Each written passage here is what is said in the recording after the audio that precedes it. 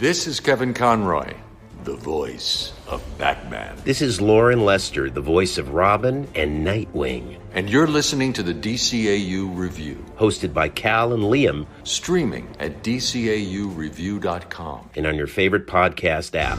Gotham City is out of control. An entire city screaming in fear. Supervillains walk the streets, preying on the innocent. They will learn the true nature of power. The police are powerless. A creature prowls this urban wasteland. Who's that? He moves in darkness. For some, he is a rumor, a name whispered in the corridors of the underworld, waiting for the chance to strike. Let every criminal know the acid taste of fear. You crazy? Bat! Giant bat! Gotham has forgotten what justice means.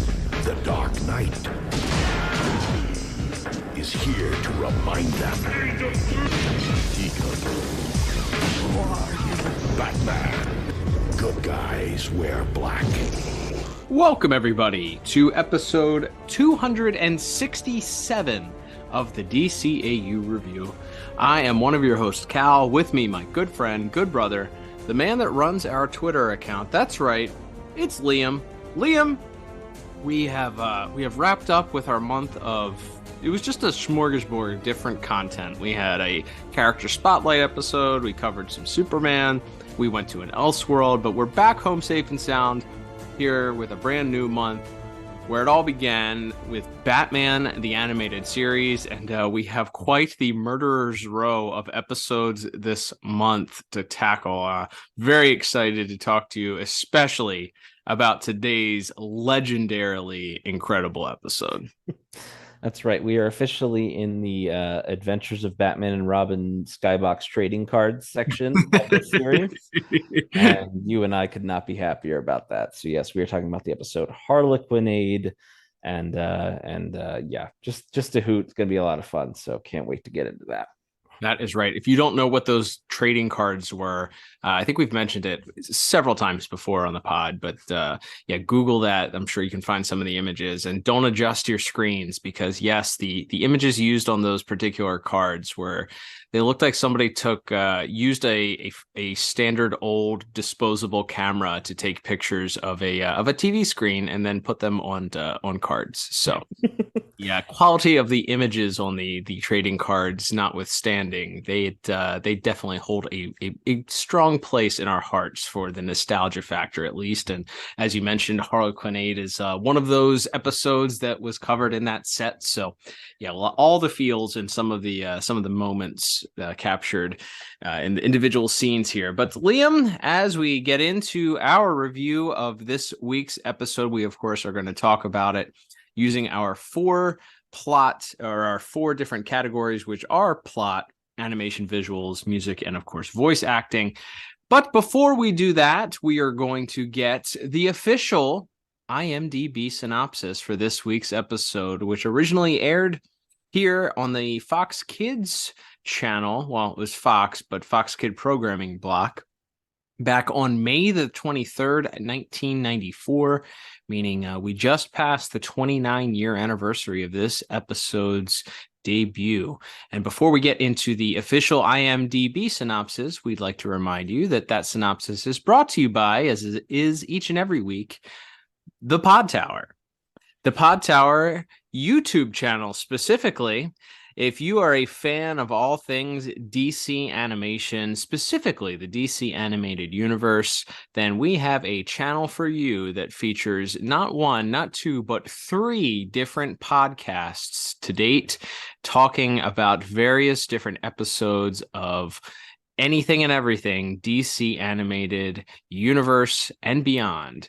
That includes the entire Tim Talk catalog, and the ongoing Jump on the Bat-Wagon, which I believe may have already covered this episode in their run. And of course, it features our entire library as well. We invite you to head over today, subscribe, and like the videos as they come out. It's a good way to support us. That's youtube.com/thepodtower. That's right. So this is the synopsis for Harlequinade, which was written by Paul Dini, directed by Kevin Altieri, with music by Shirley Walker and animation by Dong Yang. And Friend of the show, Kevin Altieri, by the way. That's right. An animation by Dong Yang. And that synopsis reads as such. When Joker steals a nuclear weapon, Batman arranges for Harley Quinn's release from Arkham so she can help him track the Joker down. I mean, yeah, that's part of what happens. You're not spoiling too much, I suppose. I mean, there's not a lot to this episode. I mean, like the hijinks ensue, but that's I think that covers the basics. Yeah, I'd say that's solid. That's something that you would read in a TV guide description back in the day. I think that serves its purpose. Solid B minus. Agreed. So now we will get into our own synopsis of this plot as we break it down for Harlequinade. We open things up, and there is a auction going on, and it's not just any normal auction. It is a underground organized crime auction for a deadly weapon, a weapon of mass destruction, if you will. Here it is, gentlemen. Enough kaboom to turn Gotham into the world's biggest pothole. What say we start the bidding at 1 million? 1 million. 2 million. 3 million. 5. Gentlemen, please, don't insult me with nickel and dime bids. The man who walks out with this bomb walks out with Gotham in his pocket. Yours to pick clean or blow sky high. Your call. What am I bid? How about nothing? 0, zip, zilch, nada. My personal check for Bupkis, drawn on the First National Bank of Squadoo.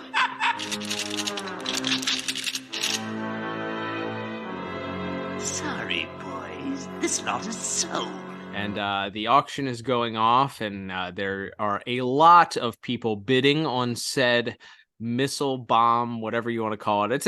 It's a big metal bomb that's capable of destroying Gotham pretty much. So we get this intro, and we see the bids going up, and then wouldn't you know it, there is one late entrant into the sweepstakes who says he's going to bet nothing for it. Bupkis, nada, zilch. And of course, coming out of the shadows, it is none other than the clown prince of crime himself, the Joker. And the Joker is there to wreak havoc. He reveals he's wearing a top hat. That should have been your first little clue that something was afoot here. Which, correct me if I'm wrong. I think is there a scene in? I know there's a famous artist's rendition of the Joker wearing a top hat. Can't remember, but did he wear a top hat in Batman '89 too, or just the big fedora or the big round hat? I feel like there's a top hat scene in that where he's not quite wearing. Seems plausible. All right. So maybe it is, maybe it isn't.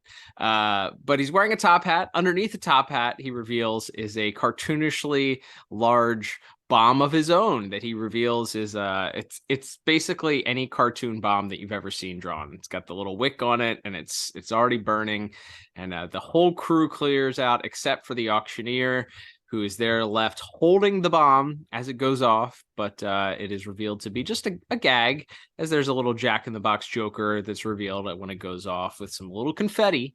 But then that little Jack-in-the-Box Joker, wouldn't you know it, it's a double cross. It leaks a lot of Joker toxin, and we get our auctioneer bursting through the gas, clearly maddened by said gas. He's lost his mind. He's laughing hysterically. And that's when we cut to the reveal that the Joker made off with our explosive, and Batman and Commissioner Gordon are left to pick up the pieces and try and figure out just where they're going to be able to find the Joker. Commissioner Gordon gets on the phone with the mayor and informs him that they need to find this bomb, but unfortunately, the mayor is reluctant to evacuate the entire city on the hunch that the Joker may or may not have this weapon. We'll learn later just why he was so reluctant, but Batman quickly makes the decision that with time not on their side, that they need someone that thinks like the Joker in order to help them figure out where they can find the Joker in a short amount of time. And that leads us to a very funny scene as we cut to Arkham Asylum, and it is revealed just who Batman is going to recruit. Miss Quinn.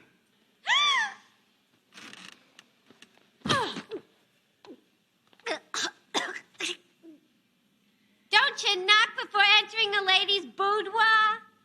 I need help. Well, you've come to the right place. I recommend a lobotomy. The Joker's stolen a bomb. If I can't get to him in time, this city and everyone in it's going up in a mushroom cloud. So you want me to turn squealer on Mr. J? Ha! Sorry, B-Man. No deal. I've talked to Gordon and Dr. Bartholomew. You help me find the Joker, and they'll write your ticket out of here. Whee! If you promise no double cross. Oh, shoot. Take all the fun out of life. And that, of course, is Harley Quinn herself, who is there relaxing in her cell at Gotham. And she, as Batman walks in, she is surprised to see him. Batman mentions that he's looking for her help to help find the Joker. But unfortunately, Harley, at least initially, says that she's not interested in helping and turning stool pigeon on the Joker. However, Batman points out that if the Joker detonates the bomb within the city limits, then not only will everybody in the city go, but Harley will also be an unfortunate casualty if the bomb does go off. He also offers her a full pardon in return for helping her, so long as she promises not to double cross him, which she reluctantly agrees to do. So they leave Arkham at that point, get in the Batmobile. Some hijinks continues as she presses some buttons within the Batmobile that cause some malfunctions. Batman has a couple of talks to her sternly a few different times. And then we get to our first locale that Harley leads them to, and that is an old hideout of theirs where Batman is there to kind of explore and see whether or not perhaps the Joker is still there, holed up, but he is not. However, Bud and Lou, the hyenas, are there as Harley has slipped away to slip into something more comfortable, aka her Harley Quinn costume. The Lou and Bud are not happy to see Batman and begin to attack him. But just in time, Harley steps out, having fully changed, and calls the dogs off, excited to see her. They come over to hang out. We get a little bit of the backstory as to what Batman asks Harley what her obsession is with the Joker. Keeping in mind, we have not seen Mad Love yet. Not quite sure if it was in continuity yet. It was obviously a one-shot Batman annual that had been written, but it was not necessarily known whether or not this was moved into continuity yet. How do you like a hacienda? Charming. Especially these monitors. Between the cops, City Hall, and the mayor's office, Joker has the whole city wired. He's a genius. What's the attraction, Quinn? This sick infatuation with the Joker. Look, Bats, when I was a doctor, I was always listening to other people's problems. Then I met Mr. J, who listened to me for a change and made everything fun. You think it's funny when he hurts people? It's just a joke. Hope you're still laughing when it's your turn. So we get a little bit of that story brought into continuity as she mentions that she was a doctor and that as a psychiatrist, she had to listen to everybody else's problems. But when she finally got to meet the Joker, he actually listened to her for a change. So she enjoyed that. And it's here also, Liam, that they discover that the Joker had set up a pretty elaborate surveillance of a lot of Gotham City that included the mayor's office, GCPD headquarters, and even Commissioner Gordon's office. And this enrages Batman. But their Joker not being there, but this leads them to decide to move on. But this does give Batman a clue that perhaps this surveillance has led to maybe the mayor's reluctance to evacuate the city. So that moves us on to our next locale, which is an abandoned warehouse. Where else would you go? Naturally, that's an old hideout of the Joker and Harley's. Batman lets Robin know to meet them there, and that they're gonna go check out this old hideout. And as they get there, Harley's being very loud, and Batman's trying to keep her quiet, but of course Harley doesn't see a reason to stay silent, as no one's been inside this old building for years. Cuts to the door opening, and we find out that not only are there people in this warehouse, it's now functioning as a sort of underground mob hangout, complete with a swinging band and plenty of gambling and other illicit activities for the criminals of Gotham.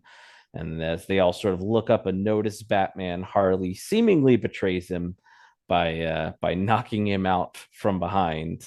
And as Batman's sort of tied up and laid on one of the poker tables, Harley does her best to talk herself out of trouble with this lead mobster, Boxy, who actually comes back later on in the series. But here she's kind of flirting with him, trying to keep his attention on her, and trying to keep him and all of his fellow goons from wasting her and Batman.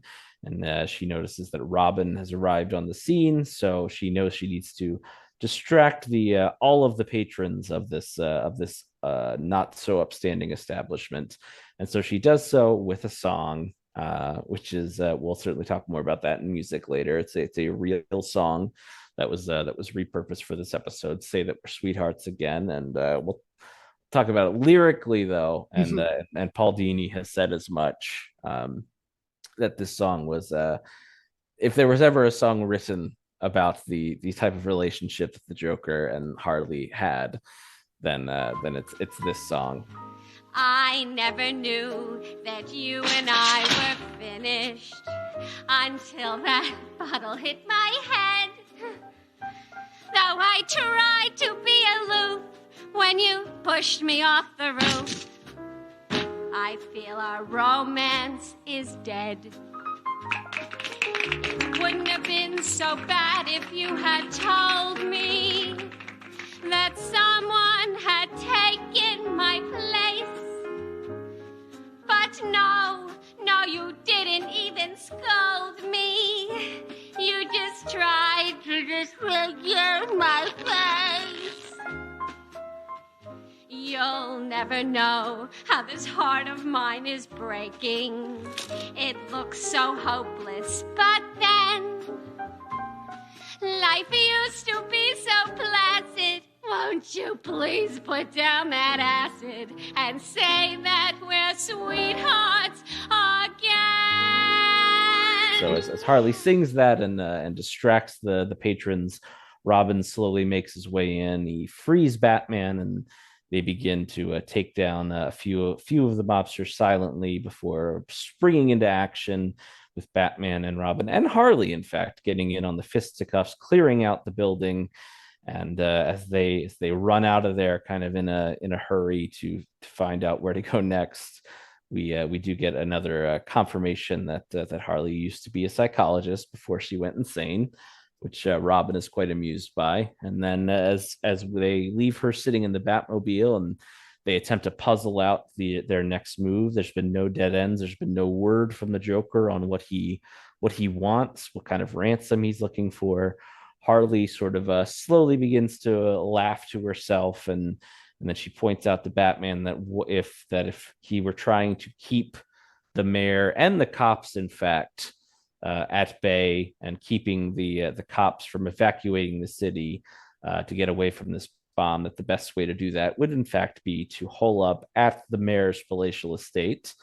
Joker returning to the scene of the crime from his previous excursion to the mayor's house in Be a Clown, and he's holed up there with Mayor Hill. There he is, sort of, and there's a tell here, which is a visual tell, which literally until today, as of the day we recorded this, I thought was an animation mistake.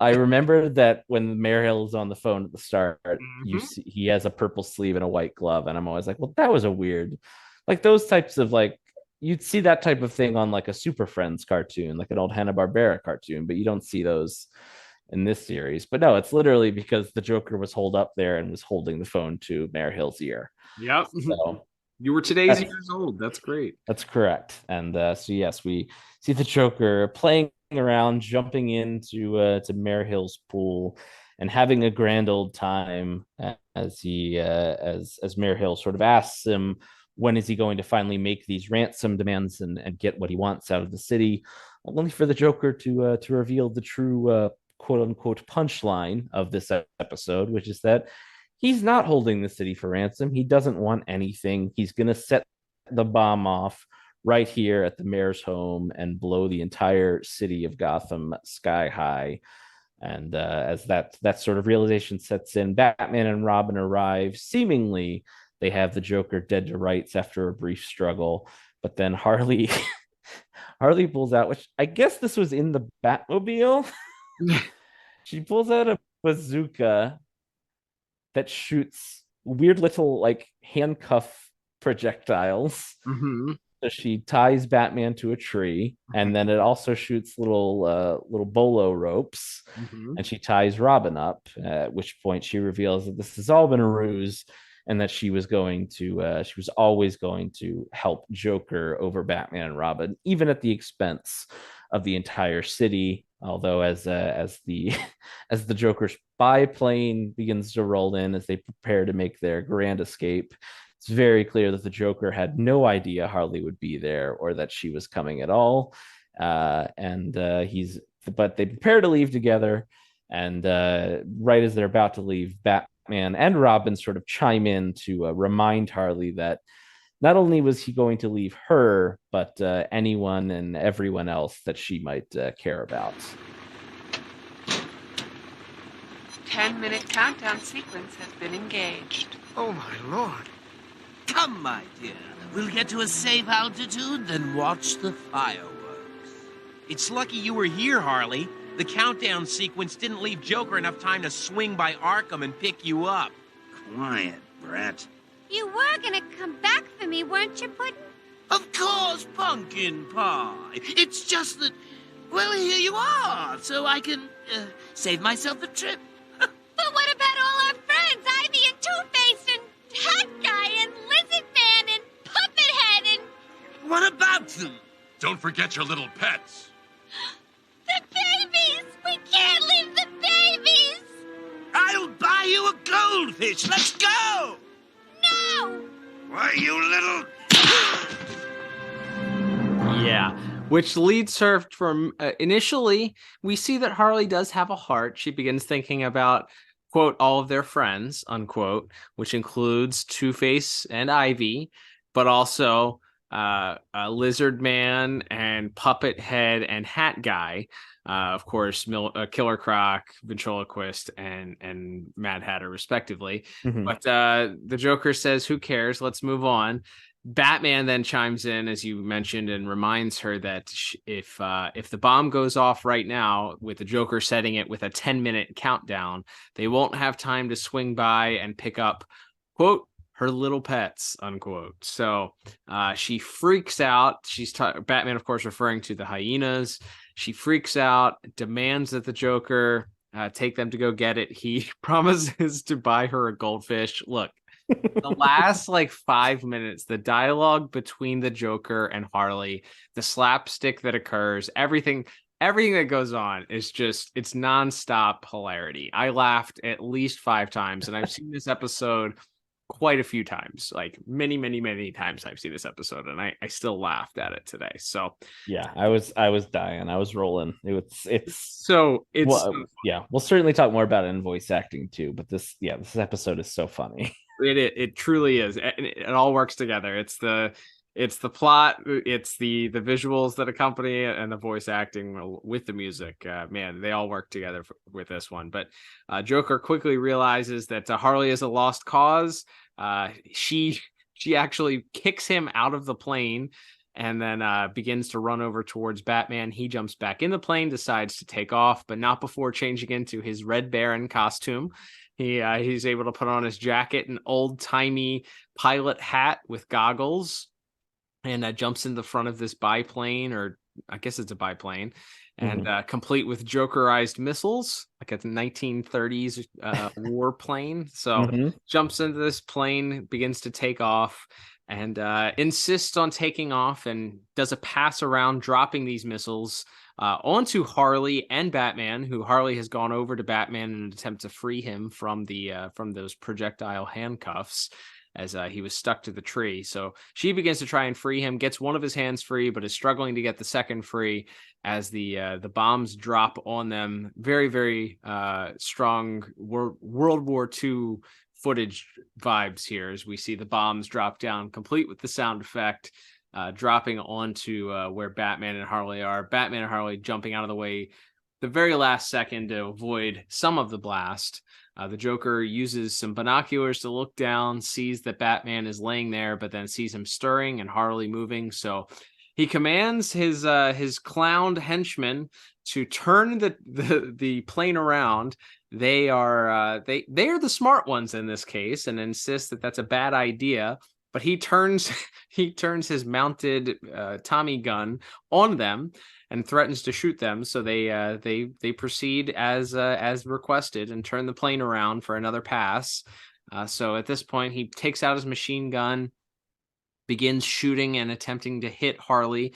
Bullets bouncing off here and there. Joker or Batman and Harley having to jump out of the way.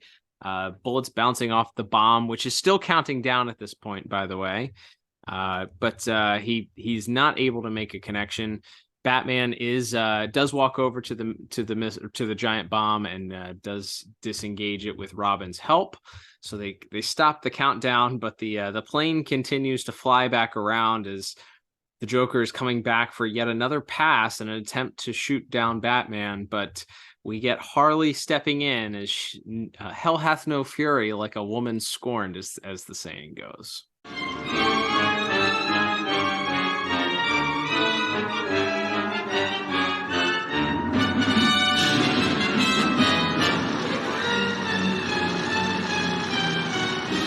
That bomb's going off even if I go with it!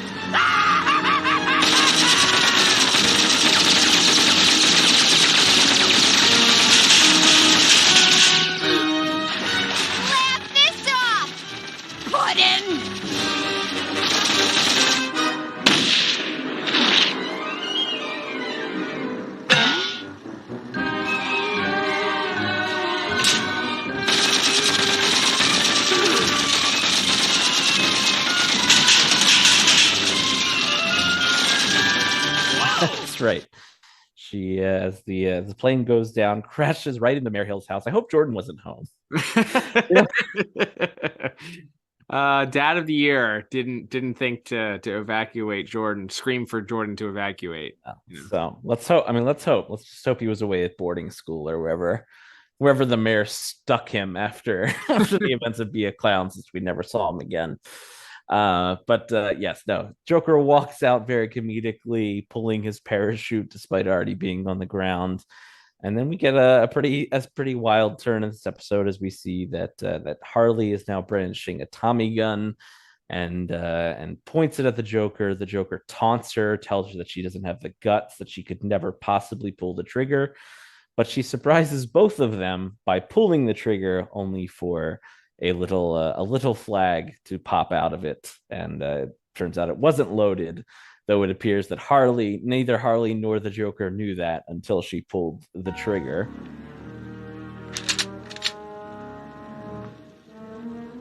Freeze, clown!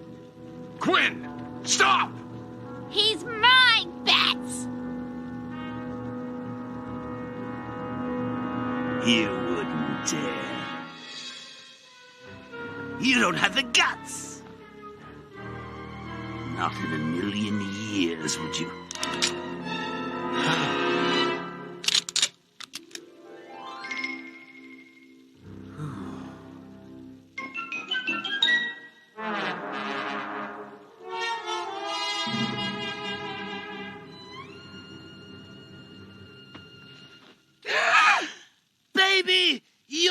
greatest.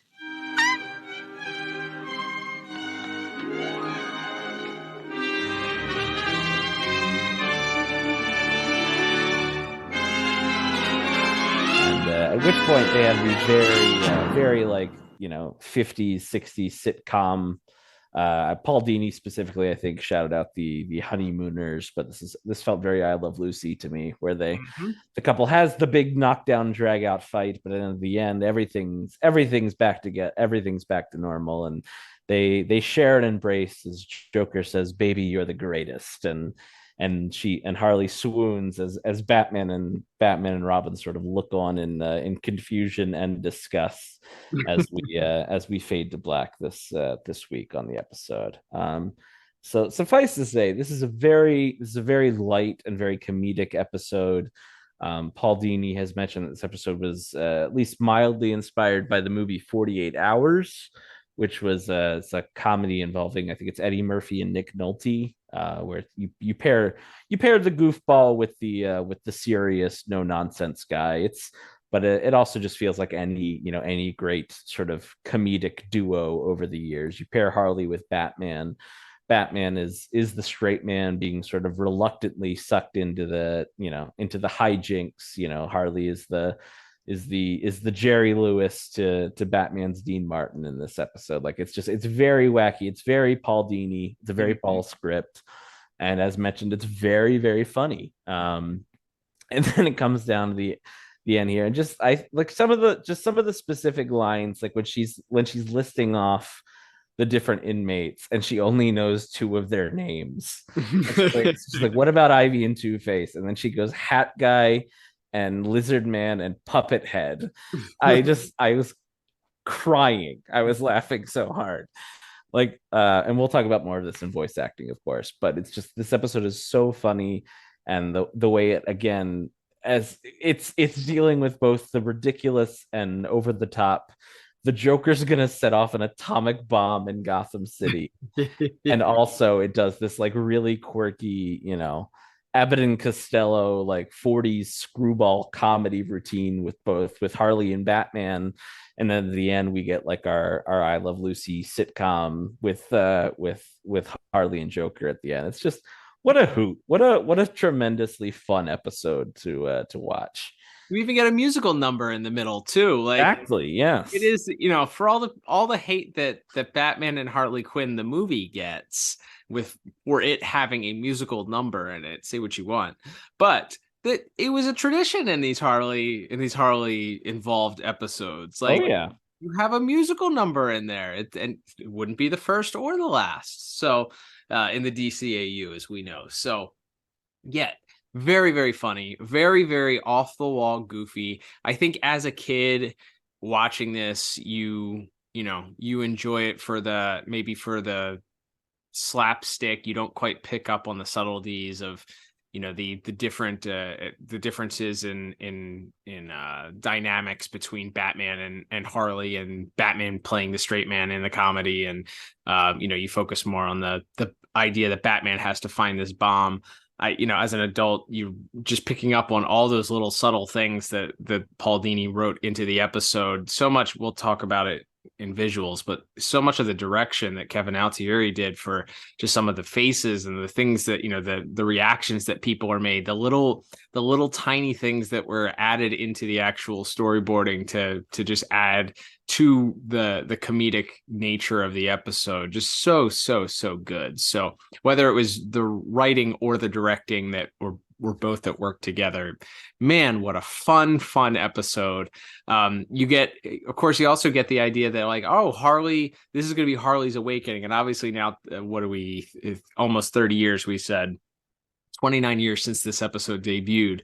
We've since had many false starts on Harley getting her her freedom, so to speak, and kind of breaking away from the Joker. And now even in the Batman The Adventures Continue comics, that's kind of what they've established that her story ends up being. But here you have this first kind of idea that maybe she's going to open her eyes and see that the Joker really does use her. He wasn't really thinking about saving her. It just so happened that she showed up, and he can't even articulate it in a way that makes sense. He just goes, well, of course I was going to pick you up, but here you are. And, as you alluded to, we'll talk about in voice acting, of course, our main players and what they added to the episode. But yeah, man, what a fun, goofy time. The little detour where we go to the speakeasy, it was a nice little fun bit. As I mentioned, the musical number that breaks things up is so fun. Using a real song. By the way, if you had told me that song was written in 1944, I would have said, what are you talking? They wrote songs like that? That sounds like a pop song from like the mid 2000s or something, like very, like not musically, but like lyrically, like all those plays off of like this toxic relationship. Like that sounds like something you would hear that, or a pop punk song like in the early 2000s or something, like not something you would hear in the 1940s. So shocked the hell out of me. But man, what a fun time. I smiled from ear to ear pretty much from start to finish. It is a lot of fun. Get a lot of good Joker, a lot of good Harley. You're fleshing out more of the Harley story, as we talked about. We hadn't really established as much of her backstory yet, continuity-wise, in the cartoons. So you get a little bit of that groundwork done here that would eventually be built upon later on. But I really love this episode. I like I said, smiled from start to finish, laughed a whole bunch, enjoyed it, and I don't know how I could not have given this episode a perfect 10 out of 10. Yeah, suffice to say, I gave it the exact same score of 10 out of 10. It's brilliant. It's so much fun. It's like, yeah, it's everything great about like the Harley, the comedic side of Harley. And I think getting to stretch the legs of that character a little bit. And even though this episode does involve the Joker at the end, it really does feel like more we're really starting to establish her as her own character as we learn more about her. And just, again, there's so many funny gags throughout the episode. We'll talk more about them because there's some really good visual gags as well. But yeah, this episode is a hoot. So I don't think I had any choice but to give it a 10 out of 10. There you go. Our first identical score here together to start off this episode. So let's move on to our next category, which of course is going to be animation and visuals. And I believe, as you mentioned at the top, we had a Dong Yang production here as far as our animation studio goes. What did you think of the visuals? What stood out to you as far as the episode is concerned? And what did you like? What did you not like? Yeah, so we're into as mentioned, sort of the back half of these. We're past those initial 65 episodes into the last 20 episodes of the original series, where there was like a mild redesign of or at least seemingly there was a more of an attempt to stay more strictly on model, especially with Batman. He's got the very, very square jaw in this episode, though I feel like Batman's neck is too long and his ears are too short. So I feel like Batman looks weird in this episode. And he's also doing a lot of pointing and is in this episode. I didn't pick up on that as much. I don't think it's a disagreement alarm, but he felt just more like, to me, like the squared off square. He does point a lot. You're right. He does point. Yeah. But I feel like, I don't know. This is the Batman that I kind of like. Like, he's not the big jawed, long nosed Batman, but he definitely has that.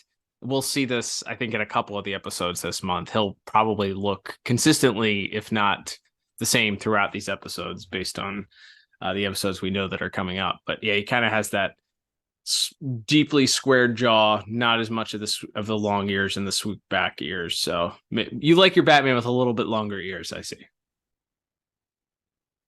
Yeah, I mean, to me, it's more just like the overall. It just looked. I feel like the very squared off Batman had a specific ear length that made sense for me, and without that, like I said, I feel like it's just the head size overall is off on this model. That's fair. But that's kind of a minor complaint. I think everybody else looks pretty good. There's a lot of. So it's a very expressive episode. Like, it's obviously, like we said, it's a very light comedic plot. Harley, in the first half of the episode, when we see her out of.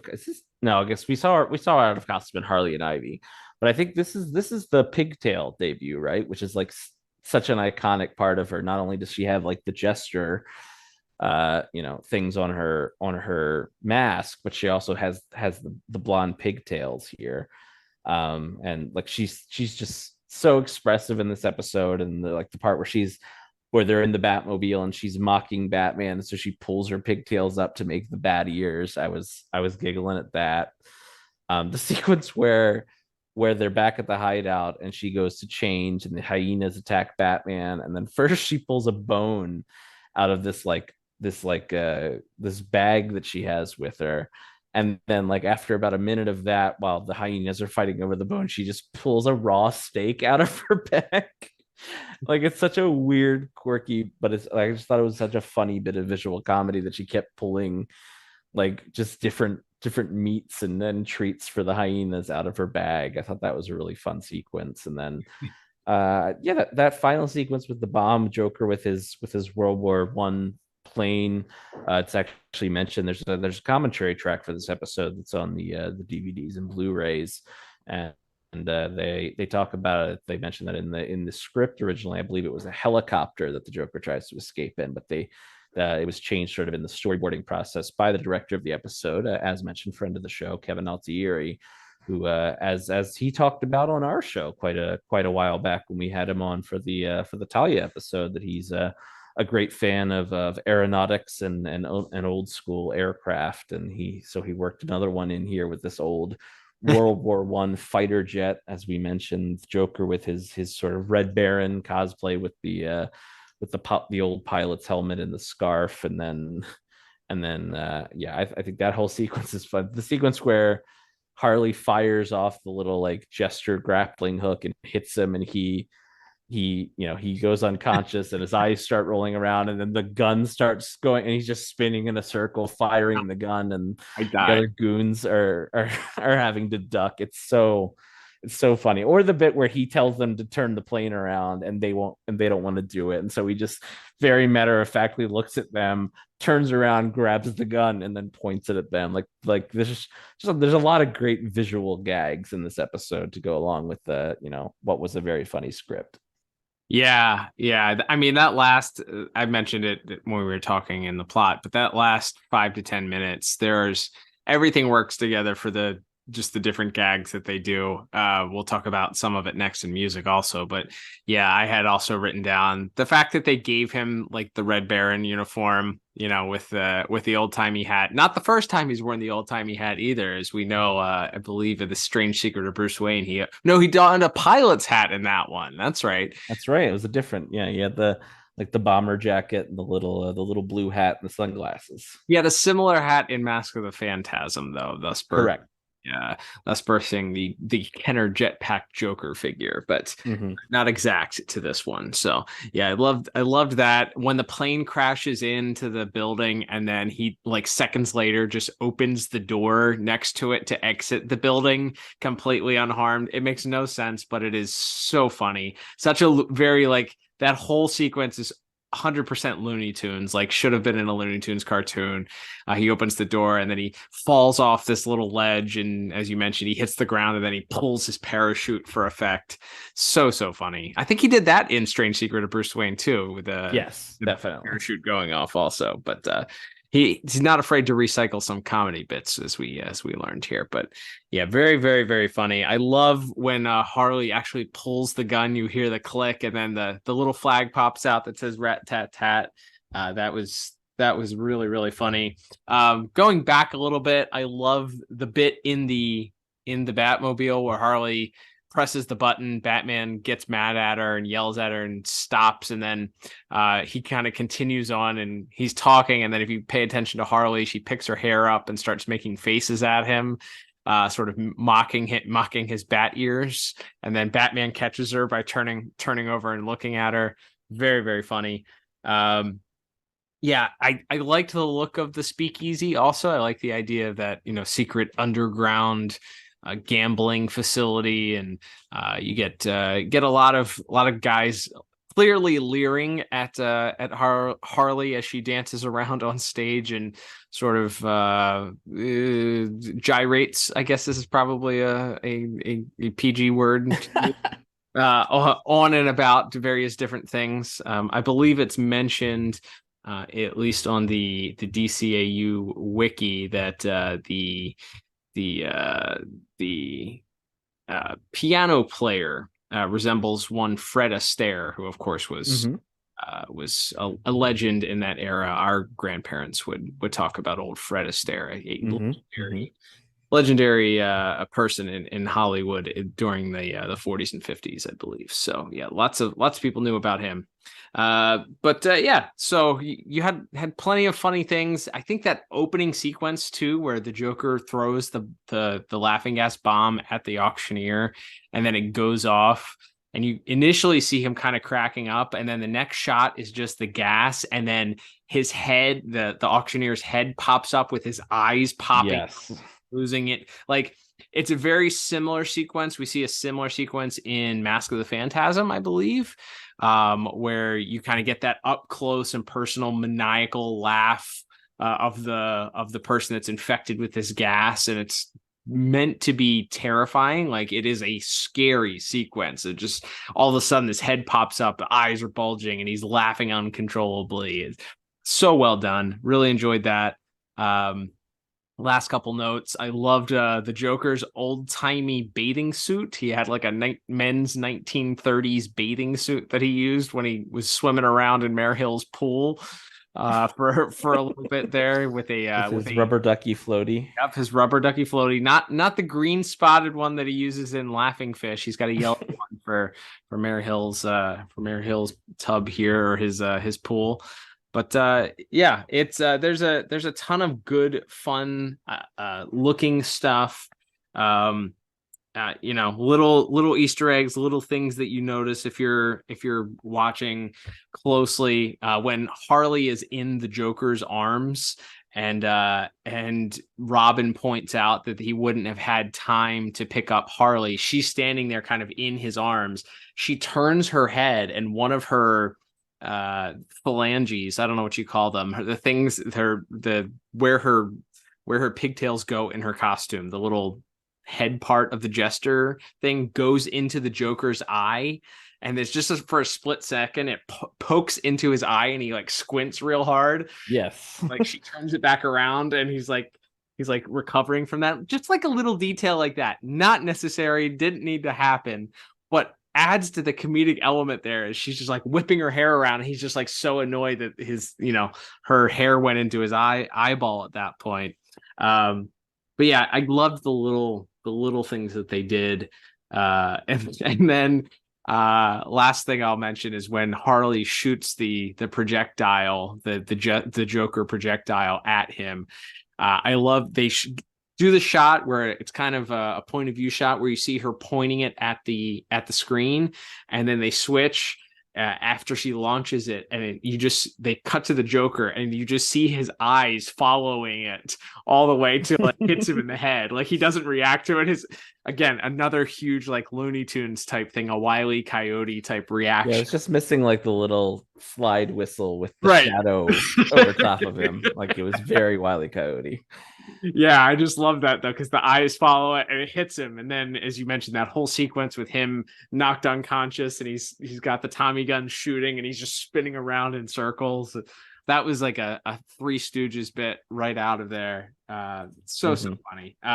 I thought visuals were very strong. I think you could nitpick here or there. Robin was a little bit inconsistent again. We got a couple of weird shots where he looks a little odd, at least compared to what his normal model looks. Maybe it's just this style of the more squared off guys, but I took a point off for that just because there was some inconsistency there. Also with Mare Hill, one scene he looks super skinny and a little goofy, cross-eyed. There's a little bit of a fumble there, but overall, a lot of great things. Gave it a 9 out of 10. What about you? Yeah, I went just a couple point lower. I went 7 out of 10, so not disagreement alarm worthy, but yeah, I think it's really strong. That final sequence when after the plane crash, where it's just everything's just bathed in orange, I really loved that. It was good. that as well. Just unique. They mentioned on the commentary track that wasn't really a trick, a visual trick they use too often. So kind of gave that final minute and a half or so of the episode a very unique look to it as well. So yeah, I think the action is great. Like I said, I love how kind of expressive and over the top Harley is in this episode, because this is a Harley episode. And even little things like when she like tries to give Batman a handshake in Arkham and he doesn't want to give it to her, so she like grabs his hand and then sort of like reluctantly lifts it up like she's a referee and he's a prize fighter. Like, it's just some really funny, like I said, just some fun visual gags that reinforce that overall story of her being the wacky screwball character with the paired with the straight laced no nonsense guy in Batman. So yeah, just again a great example of the visuals really enhancing what was already a great script. I loved the heart frame out also to end. Yes, brilliant. As they hug, you get a Looney Tunes or a 1950s sitcom type ending where you get the heart frame around them and then it fades to black. So absolutely. Yeah. And a little bit of housekeeping before music. That image of the Joker in the top hat is by Mike Mignola. It's the cover to the Batman Death in the Family book 4 of 4. Here we go. There's also a Jason Fabok homage to that from the Three Jokers series. And also Jack Nicholson's Joker did wear a top hat. It's like the mime outfit where he just has the little bit of red on on the middle of his lips. I saw the white checker pants. Yep. I saw the Mignola image in my mind because he's got a monocle, I think, in that too. Mm-hmm. And then I was like, I think there's Jack Nicholson too, but there's something up weird with his makeup in the scene. I couldn't remember if it was in the white face or whatever was going on. Yeah, it's like a mime outfit he's in. He's got like white checkered pants and just like a little strip of the red lipstick on instead of the full mouth.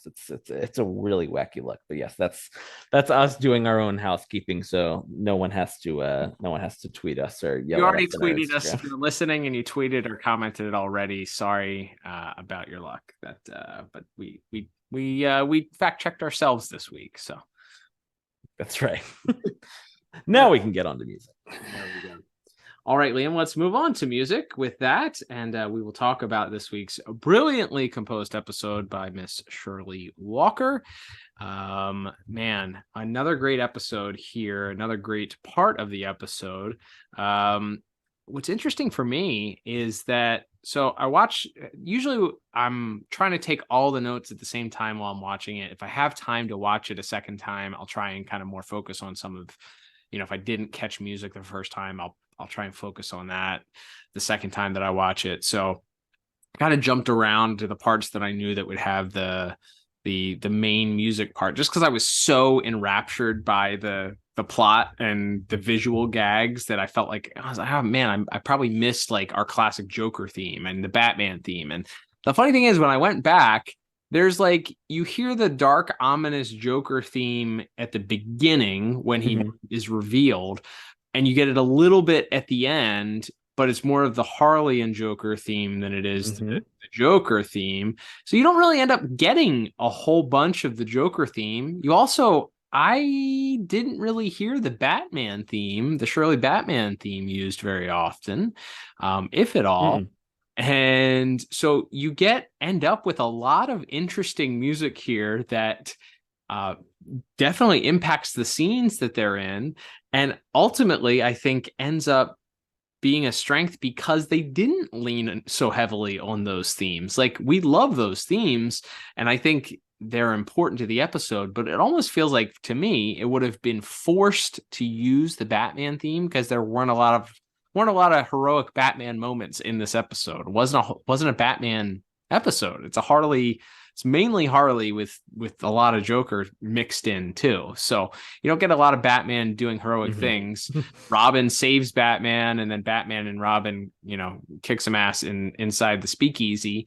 But that theme, it's just kind of some drums and horns and xylophone that's played together. But to me, the star of the music is that final sequence, because you kind of get some traditional Looney Tunes type elements used. You get some slide trombone, you get some horns played, you got the womp womp wah thrown in. You've got like bird whistles mixed in, and like prize fighter bell when Joker's coming out of the house at the end after the explosion. Yeah, a lot of kind of wacky cartoon sound effects. The I don't know if this technically falls under music, but the giant boing when Harley tries to use her own grappling hook in the one scene, Box herself in the head. It's a very, and it's actually funny. They mention in the commentary track, which obviously was recorded before Miss Walker's passing, she mentions that this episode was their not so subtle attempt to try to get nominated for a daytime Emmy for this series, which had eluded them, though they did end up getting one for the jazzier bullet for bullet score that Harvey Cohen composed. But she mentions that this episode, because it was so light and silly, it gave her an opportunity to work in a lot of more traditional sort of cartoony music with the really zany strings and shrill moments and those sort of lower horns like you mentioned there, and bring those in, and she mentioned it was kind of hard for the Emmy nominating process because their show was so different. Everything that made the show such a smashing success and such an enduring piece of the character is what I guess the folks who were on the voting committees at the time didn't really like or understand about the show. It's like, oh, this isn't cartoon music. So she said this was kind of her chance to bring in a lot of those lighter elements, and you should still mix in some of the more traditional Batman music, as you mentioned, where she could. And then even when the Joker goes up in the plane, you get very military music. You get like very snare drum focused music as they go up in the bomber plane at the end. So she really again, this is kind of a tour de force of different styles. And to your point, it also is an example of her not relying on those, we always say like the hummable character themes, but still creating a very memorable score because it's so unique to what we might normally expect. Yeah, so kudos to the late Miss Walker. Obviously, we've certainly done our best to try and recognize what a impact that she had on this, as we've reviewed episodes in the past, and the DCAU clearly as a whole, and even those that she inspired and helped teach with some of the dynamic music partners, and as her legacy continues. So, but I think this episode really does speak to that idea that she could do more than just play the hits, or play the hits in various different ways. And this is an episode that I wouldn't necessarily have thought of to go and show that as an example. Like, as you mentioned, I think the ventriloquist episode, or Bullet for Bullock, or the Jazz Man episode, those are episodes that you can point to and go, yeah, she really went outside the box, or they really went outside of the box with the musical composition that they chose to go with those episodes, and that kind of defines those particular episodes. I don't think I would have remembered, having not watched this episode again, that Harlequinade is set apart in that way, and that she didn't rely on those things, and she kind of went with what was happening on the screen and really plays up that cartoony moment. You mentioned, I had the same notes written down about it's a military march for the Joker as he boards his plane and then begins to bomb Batman with this World War II style aircraft. You get the whole. We have to imagine that she was likely responsible for the whole performance of "Say That We're Sweethearts" again too, with it, and not including, of course, yes, performance, but that entire like musical number feels like something out of a movie from 1942 or from 1944. Sure does, yeah. Like, it does feel like a breakdown. You just have the piano, and you got the light hi-hat you're playing on the drums, and the strings that come in, and the stand-up bass. And man, that, if you've ever seen any movie from a musical from the 30s or 40s, like that is a staple sound. It's the soundtrack for a lot of those too, for those movies. So yeah, very, very well done. I really, really enjoyed the music for this week's episode, and that perspective of looking at what she did to kind of step outside of her not necessarily her comfort zone, but to step outside of the series comfort zone, I guess. So I ended up giving music a very strong 8 out of 10. What about you? Yeah, I went 1 point higher at 9 out of 10. I think, gosh, I really think the world of the score. There's some great, again, speaking of Looney Tunes style, sort of cartoony music. There's a lot of like xylophones brought in as well, which I appreciate there. Even playing that Joker, some of the Joker Harley theme, as you mentioned, kind of comes in a lot in this episode, and playing that in different ways, I think really enhanced it as well. So yeah, just a lot of fun. And again, like you said, not necessarily an episode that immediately comes to mind when you think of the great musical episodes of this series, but yeah, like I said, I think it stands out because it's so different, and again, just like we just talked about with the visuals and animation, how well it marries itself to the story that we're watching is it's just fantastic. Agreed, and that's why it's reflected in our scores. All right, Liam, let's move on to our next category, our final category, in fact, for the day, which is going to be voice acting. So not a huge cast, but of course, some just absolute giants when it comes to who does show up for this week. So let's talk briefly about our guest stars, and then we'll chat a little bit about our series regulars. That's right. So we do have Dick Miller as playing the voice of Boxy Bennett, the proprietor of the establishment that Harley and Batman find themselves in, who previously had played Chucky Saul in Mask of the Phantasm, and did a few other roles for Andrea Romano over the years. Comes back later to play Oberon. That's right. Miracle episode. That's right. So he's around quite a bit. He's fun. He's just doing like your prototypical gangster in this episode, but he does a good job bouncing off of Arleen Sorkin, who will be our main event actor this week. And then of course we briefly do have Lloyd Bachner as Mayor Hill, Bob Hastings as Commissioner Gordon, and then our really kind of all of our side players here. We have Mark Hamill as the Joker, of course. Really doesn't, again, this is not his episode. He's very sinister at the start when he's grabs the bomb and sets off the laughing gas, and then we get him more of a, like we said, more of a comedic side, more of a honeymooners, sitcom homage, and he's very good, as mentioned, when he's trying to sort of talk his way out of the fact that he wasn't going to come and get her before he blew up the city is quite entertaining as well. And then of course we have Lauren Lester as Robin, and of course the late Kevin Conroy as Batman. And of course you can't talk about him, he's Batman. Kevin Conroy is the straight man this week to our main event player, that of course being the all-timer, the voice of Harley Quinn, Arleen Sorkin, who, as mentioned, in addition to voicing Harley and being sort of an inspiration for the character, not only does she sing a song in this episode, as we just spoke about, but Paul Dini told a story on the commentary track. The reason that they picked this song was because Arleen and Paul they lived very close by, and so they would sometimes carpool when they were going to the voiceover sessions for the show. And Arleen was working on this song, Say That We're Sweethearts Again, for an audition she was going on. and Paul was in the car with her, listening to her sing this song and practice this song, and listening to the lyrics and going, oh my gosh, this if there was ever a song written about the Joker and Harley Quinn, it's this song.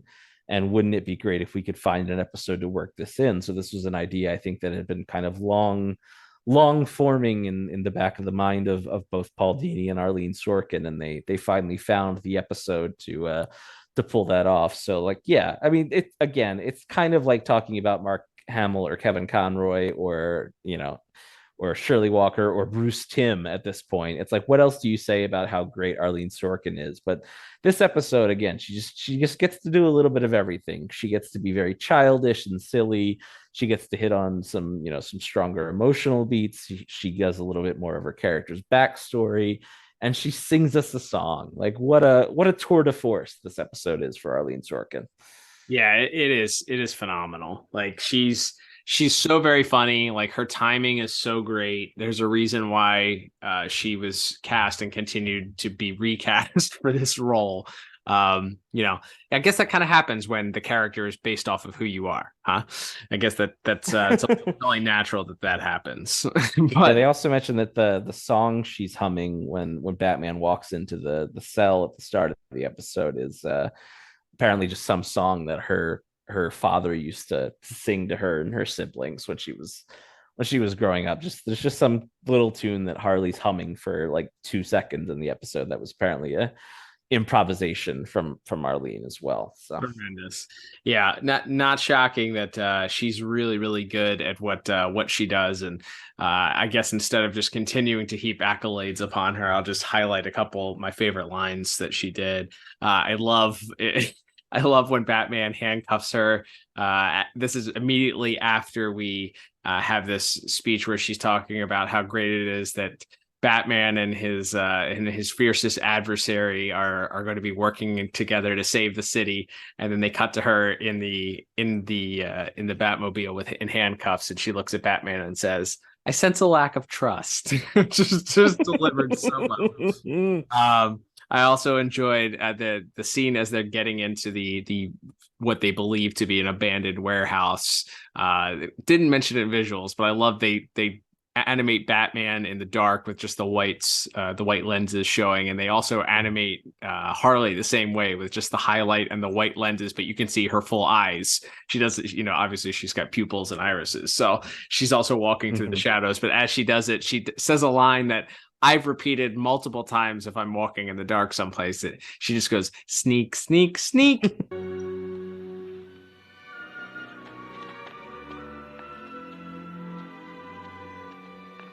Sneak, sneak, sneak. Shh, shh. What do you mean? Shh. No one's been in this dump for years. Very, very funny. And then I'd be remiss not to mention the line after the scuffle in the speakeasy and Batman and Robin and Harley making their escape.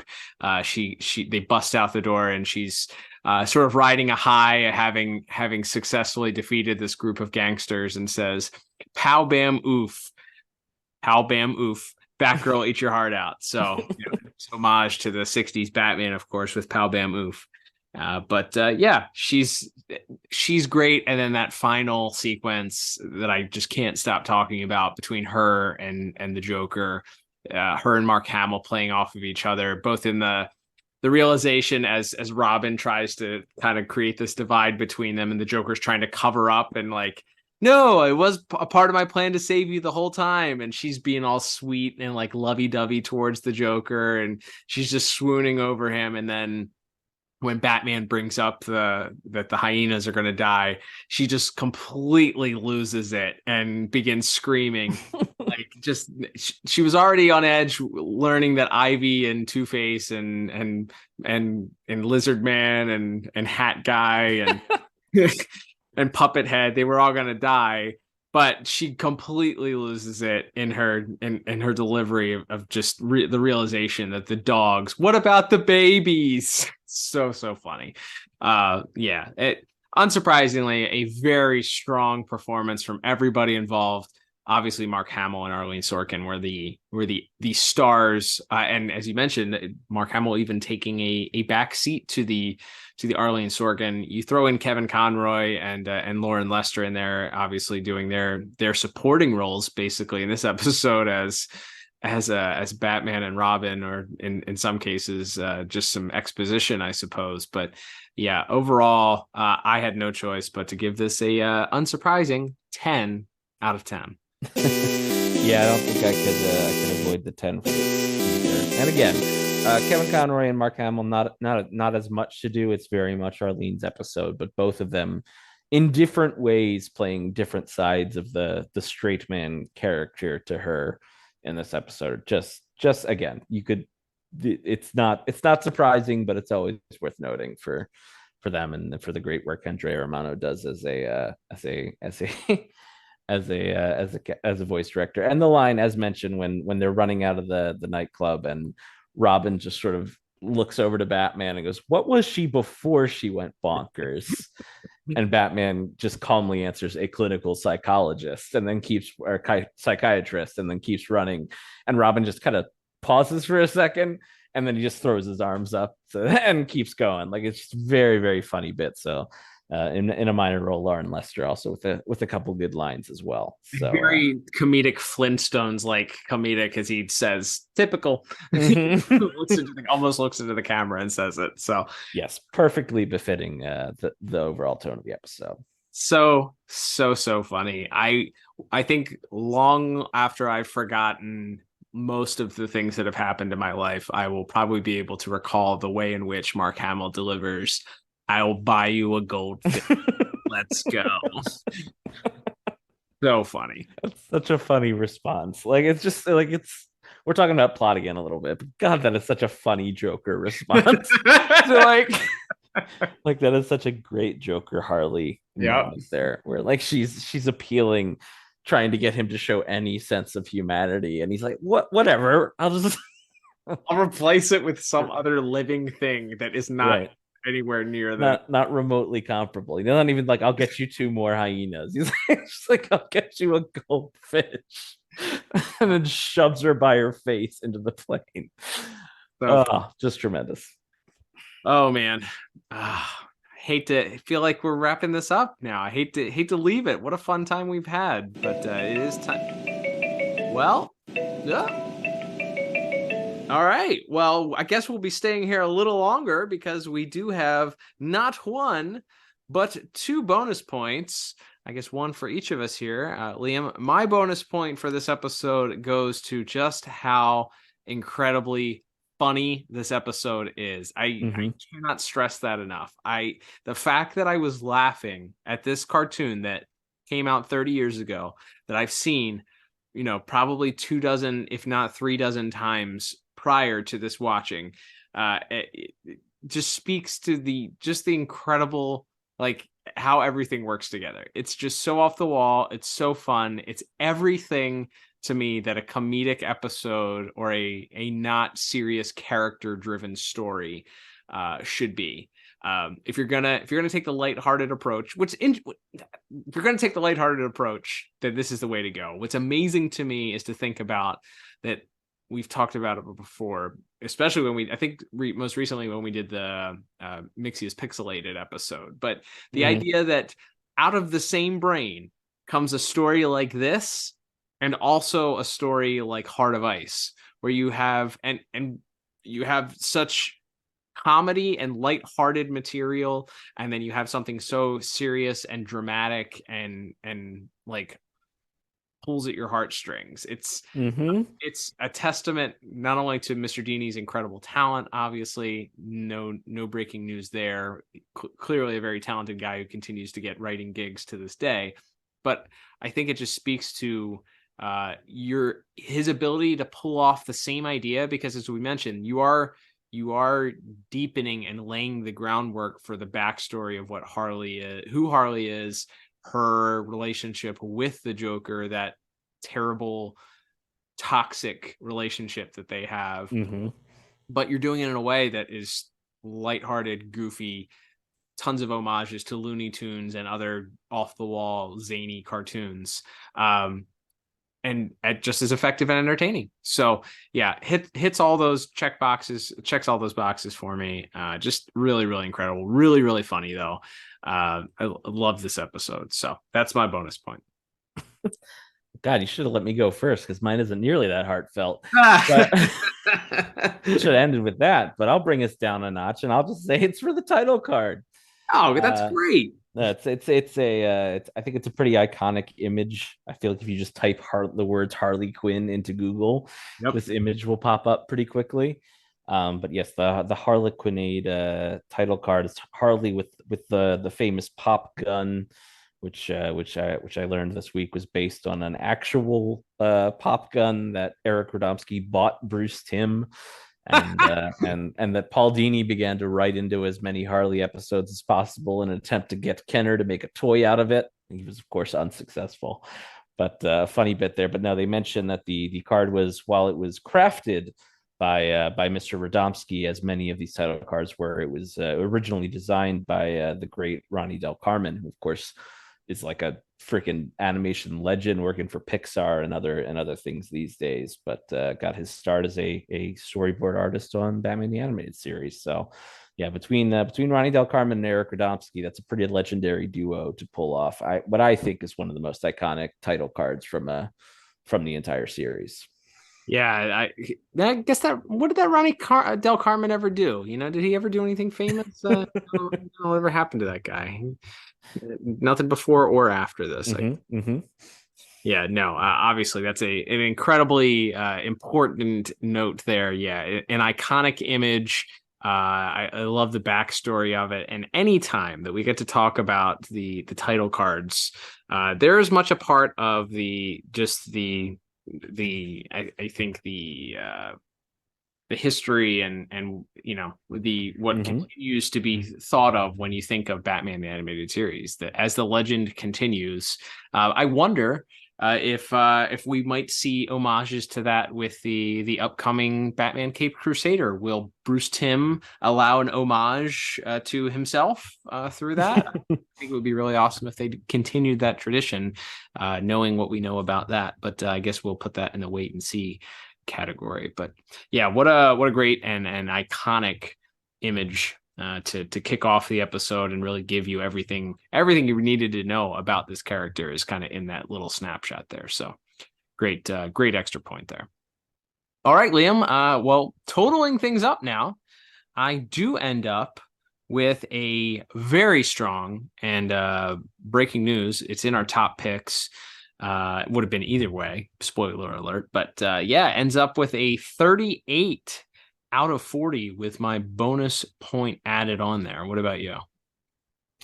Yeah, and I ended up just 1 point behind you at a 37 out of 40 with my bonus point included. So that's almost as close to perfect as you can get. I guess there's 39 out of 40 would be almost. Yeah, but let's not let semantics get in the way of a good line, right? Top picks, both from both of us, though, so which graduates into that section. Which leads us to there's no way you can't put 2 thumbs up for this, right? It's a 2 thumbs up. I've watched this episode 1,000 times, but we taped this off of Fox Kids. We had that basically all throughout our childhood, watched it a million times on the DVDs, watched it with commentary, watched it without commentary, watched it twice today before we recorded this.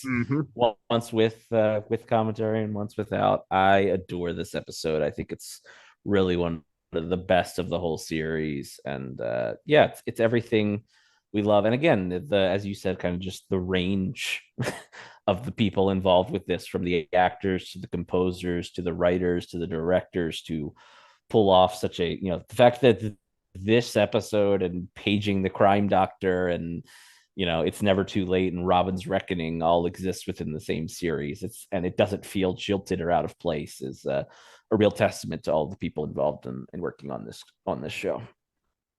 Absolutely. Love this episode. So fun. All right, Liam. Well, that will begin to wrap us up for this week. Thank you, everybody, for tuning in. Don't forget, we would love for you to support the podcast. If you like this episode, if you like our past episodes, and you would wish to support us, got a myriad of different ways to do so. Let me run down the free ways. First and foremost, that is by supporting us on social media at DCAU Review on Instagram and Twitter. The Instagram algorithm hates us, so if our posts aren't showing up there, you can of course always get those notifications if you so choose to. But we post there pretty regularly, and by we, Liam's really taken over the Instagram as well. So kudos to him, getting those posts up and out there. Thanks to Liam for doing that. Once in a while, I farm something out to you like you're my intern. But that's true. But the calls are few and far between. So you're really you went from being the Twitter guru to now all social media guru. I feel like. Like it or not, you've been relegated that task in a lot of ways, and you've excelled. You've done a great job. So keep up the great work. Follow Liam and all the hard work he does at DCAU Review on Instagram and Twitter. And if you are on Twitter, that's a good way to converse with us. If you want to share your thoughts, let us know how you feel about this episode. Do you like it? Do you not like it? Are there things that we missed that you would critique? let us know. Liam's on Twitter. We're constantly talking about DC Comics, anything that's happening in the DC comic book industry. If we get a fun little jab at Stan Lee in there every now and then, we don't miss that opportunity if possible. I kid. Of course, that's only on my Twitter.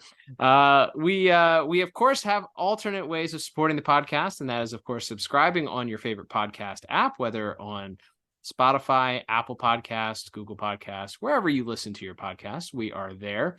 A reminder, if you are a Spotify listener, you can check out the show notes because we have a Spotify exclusive poll and question of the week. So make sure that you're voting in that poll and giving us your feedback. That's another way to give us your feedback. Even if you don't want to answer the question that's the question of the week, you can just shoot whatever thought is in your head right there, right into that question. You can respond there with any non sequitur that you want to, and we will certainly consider discussing it between ourselves. Maybe not on air. But yes, feel free to do that. Give us a 5-star review on those podcast apps as well. And then if you want to support us monetarily, there are a couple of options in the show notes. There's one option to subscribe to the podcast with a monetary donation, a monthly monetary donation to buy us a coffee or something once a month. And then there's also a link to our shop where you can pick up a piece of merchandise, a sticker, or shirt or a hat or mug. There's lots of different options there. Make sure you check that out. Liam, we are continuing here with a month of Batman the Animated Series reviews, and we have another one due up next week. That's right, and it's another. This one's, the concept of it is memorable, but I don't think I've watched it back in many a year. Certainly not since well before we started our show. It is the episode Time Out of Joint, the return of the Clock King, only this time he's magic. We had this one on tape too, for sure. 100%, yeah. A lot back in the day, but yeah, it's been a while.